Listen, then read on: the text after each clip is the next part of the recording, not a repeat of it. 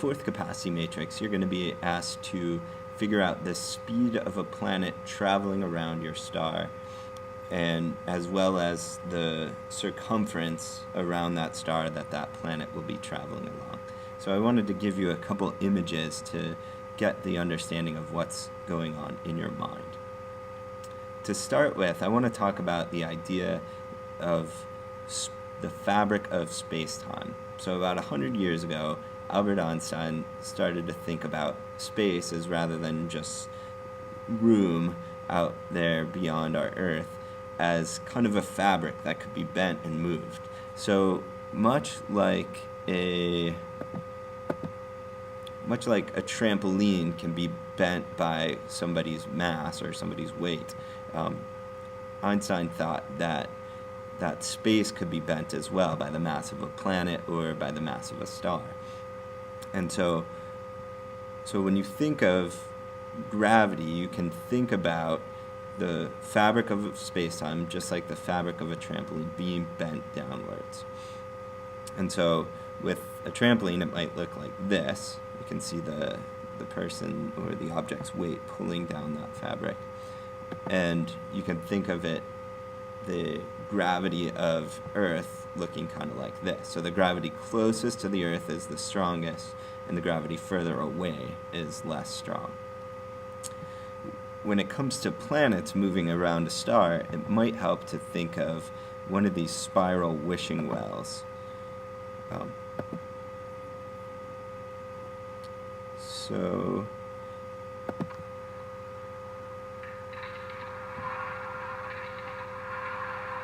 in this video, the coins are moving through this kind of bent trampoline-shaped funnel and getting closer and closer. And what you'll see is as they get closer to the bottom, they have to move faster and faster to avoid falling directly into the hole. So on the outer boundary, the planets are moving slower, or the coins are moving slower. As they get closer, they move faster and faster. Well, because this metaphor works,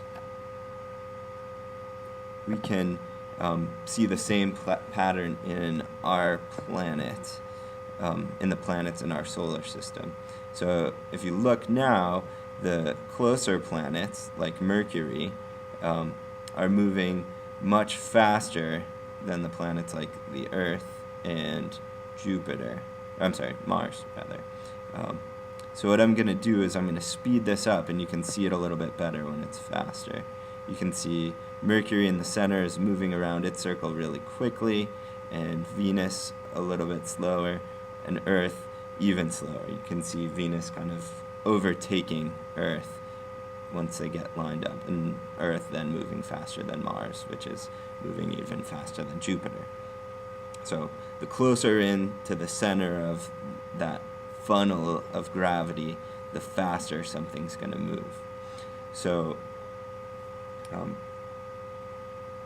keep that in mind. Also keep in mind that the closer in you are, the shorter the distance you have to travel. So the circle, let things slow down a second, the circle that Mercury is moving around is much smaller than the circle that Earth is moving around, which is then again smaller than the circle that Jupiter is moving around.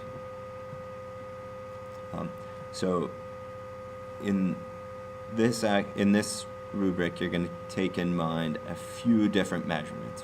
One is the mass of your star, which determines how much that trampoline is bent.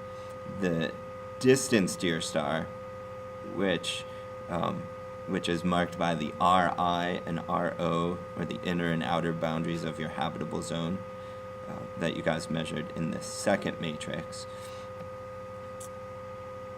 And actually, those are the two measurements.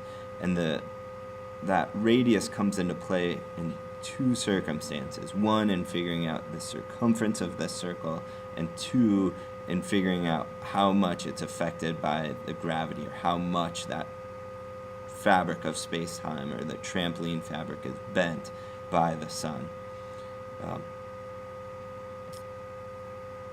And so in this matrix, you're going to be taking all of those things in mind.